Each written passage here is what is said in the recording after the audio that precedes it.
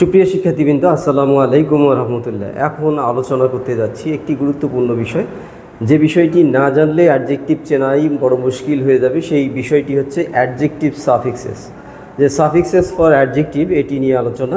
আমরা বিভিন্ন সাফিক্সের মাধ্যমে কিভাবে সাফিক্স যোগে কিভাবে অ্যাডজেক্টিভ চিনব, সেই বিষয়গুলো আমরা আলোচনা করবো আজকে ইনশাআল্লাহ। সাফিক্স সেই সাথে প্রিফিক্সও আলোচনা করার চেষ্টা করবো ইনশাআল্লাহ। তো এক নম্বর যদি দেখিতে অ্যাবল এটার যোগে অ্যাডজেক্টিভ হতে পারে ক্যাপাবল, ভ্যালুয়েবল, এরকম। ফুল যেমন হেল্পফুল, জয়ফুল। আবার টিক যে ফ্যান্টাস্টিক, রোমান্টিক, হ্যাঁ। এই যে তারপরে লেস যে হোপলেস, ভ্যালুলেস, হ্যাঁ। এরপরে টিভ অ্যাক্টিভ, পজিটিভ ইত্যাদি। এরপর হচ্ছে ও ইউএস যেমন ফেমাস, প্রেস্টিজিয়াস, হ্যাঁ, লাক্সুরিয়াস ইত্যাদি।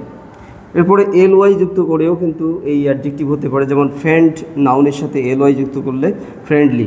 অনেক সময় দেখা যায় যে নাউনের সাথে এল ওয়াই যুক্ত করলে সেটি অ্যাডজেক্টিভ হয়, কিন্তু অনেকে মনে করে যে এটি অ্যাডভার্ব, এল ওয়াই যুক্ত করলেই অ্যাডভার্ব, তা কিন্তু নয়। তো আমরা দেখছি L Y the friendly, normally এইগুলো অ্যাডজেক্টিভ। তারপরে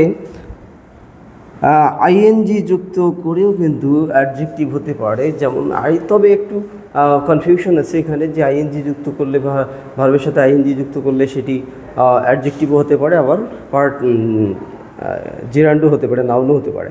তো সেটি নির্ভর করবে তার পরের শব্দটির ওপরে। পরের শব্দটি যদি নাউন হয় তাহলে নিঃসন্দেহে এটা অ্যাডজেক্টিভ হয়ে যাবে, আর পরের শব্দটি যদি ভার্ব হয় তাহলে সেটা জিরান্ড হওয়া সম্ভব, যে জিরান্ড হয়ে যাবে, দ্যাট মিনস নাউন হয়ে যাবে। তো আমরা সেই দিকে পরে যাব, আমরা চেনার চেষ্টা করবো আইএনজি যুক্ত করেও সেটি নাউন অ্যাডজেক্টিভ সাফিক্স হতে পারে, অর্থাৎ পার্টিসিপেলের ভূমিকা পালন করলে সেটি অ্যাডজেক্টিভ হবে। এরপরে এ আর ওয়াই, অর্থাৎ এ আর ওয়াই যুক্ত করে অ্যাডজেক্টিভ তৈরি হতে পারে, যেমন অর্ডিনারি। এরপরে অ্যাবল,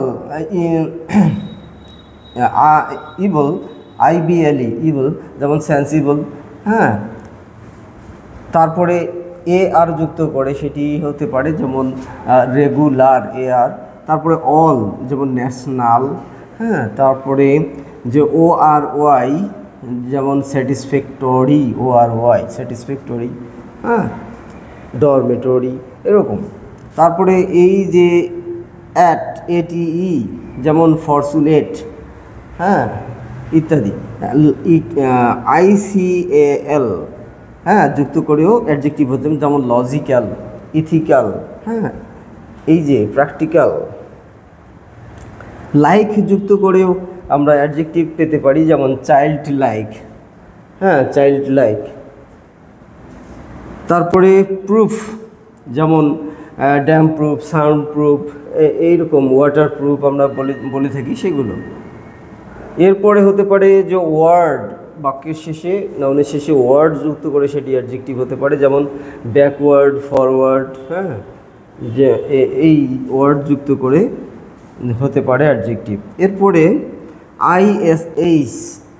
ইশ, তার মানে বুকিশ, হ্যাঁ, যে বুকিশ নলেজ। তারপরে হতে পারে INE যুক্ত করে, যেমন ডিভাইন, এটি। এরপরে আমরা যদি দেখি তাহলে আরও আছে, সেটি হচ্ছে ইডি যুক্ত করলে আমরা পাবো, ইডি যুক্ত করলে আমরা পাবো যে যেমন পেইন্টেড, ইডি যুক্ত করলে সেটি অ্যাডজেক্টিভ হয়ে যায়। Third form of verb, that means যদি ভার্বের পাস্ট পার্টিসিপল হয়ে যায় তো all participles are adjective, but all adjectives are not participle. তো ইডি যুক্ত করে একটি পার্টিসিপল হতে পারে এবং পার্টিসিপলটি অ্যাডজেক্টিভ হতে ভূমিকা পালন করবে। এরপরে IC, তার মানে ক্লাসিক, হ্যাঁ, বেসিক, এরকম। এরপরে ওয়াই যুক্ত করে, যেমন ওয়েলদি, এটি ওয়াই যুক্ত করে অ্যাডজেক্টিভ হয়ে গেছে, ওয়েলথ থেকে ওয়েলদি। এবার কিছু প্রিফিক্স যুক্ত করলে কিন্তু কিছু প্রিফিক্স যুক্ত করলে সেটি অ্যাডজেক্টিভ হয়ে যায়, যেমন IR যেমন রেগুলার, হ্যাঁ, রেগুলার। ইরেগুলার। তাহলে আই আর সামনে, রেগুলারের সামনে যদি আই আর যুক্ত করি প্রিফিক্স, তাহলে ইরেগুলার তার মানে কি অনিয়মিত। রেগুলার মানে নিয়মিত আর ইরেগুলার মানে অনিয়মিত। তো সাধারণত এগুলো নেগেটিভ প্রিফিক্সগুলো অ্যাডজেক্টিভে নেগেটিভ অ্যাডজেক্টিভ হিসেবে বেশি কাজ করে, নেগেটিভ প্রিফিক্স হিসেবেই বেশি কাজ করে। যেমন রেগুলারের নেগেটিভ হচ্ছে ইরেগুলার, হ্যাঁ, অনিয়মিত। তারপরে পসিবলের সামনে যদি ইম দেই তাহলে ইম্পসিবল, তার মানে পসিবল মানে সম্ভব আর ইম্পসিবল মানে অসম্ভব, তার মানে এটি সম্ভব না। তার মানে নেগেটিভ ফর্মটাকেই বেশি উজ্জীবিত করছে আর কি। যেমন আনহ্যাপি, হ্যাপির পূর্বে যদি আন বসাই তাহলে আনহ্যাপি হয়ে যাচ্ছে। তারপরে অ্যাক্টিভ মানে সক্রিয়, আর যদি সামনে প্রিফিক্স দেই তাহলে ইনঅ্যাক্টিভ মানে নিষ্ক্রিয়, হ্যাঁ, সক্রিয় নয়, এরকম বোঝাচ্ছে। সুতরাং আমরা দেখলাম যে সাফিক্স এবং প্রিফিক্স এইগুলো যদি দেখি কোনো বাক্যের শেষে, তাহলে আমরা বুঝবো যে সেগুলো অ্যাডজেক্টিভ। তো অ্যাডজেক্টিভকে মনে রাখার জন্য এগুলো একটু মোক্ষম বিষয়, অ্যাডজেক্টিভকে চিহ্নিত করার জন্য। এই সাফিক্সগুলো যদি জানা থাকে তাহলে আমরা একটা সেন্টেন্সের শেষে এই 2 অক্ষর 3 অক্ষর দুইটা ওয়ার্ড, দুইটা লেটার, 3টা লেটার দেখেই কিন্তু আমরা বুঝতে পারবো যে এটি কোন ধরনের পার্টস অফ স্পিচ। সুতরাং অবশ্যই আমরা খেয়াল রাখবো অ্যাডজেক্টিভ সাফিক্স এবং প্রিফিক্সের দিকে। শুধু অ্যাডজেক্টিভ সাফিক্স না, নাউন সাফিক্স, নাউন প্রিফিক্স, এই যে এগুলো আসলে জানা খুবই জরুরি।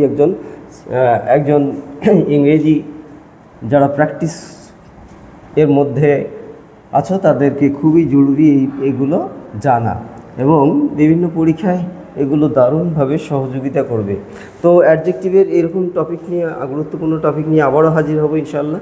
সেই পর্যন্ত সবাই ভালো থাকো, সুস্থ থাকো। আল্লাহ হাফিজ। আসসালামু আলাইকুম ওয়া রাহমাতুল্লাহ।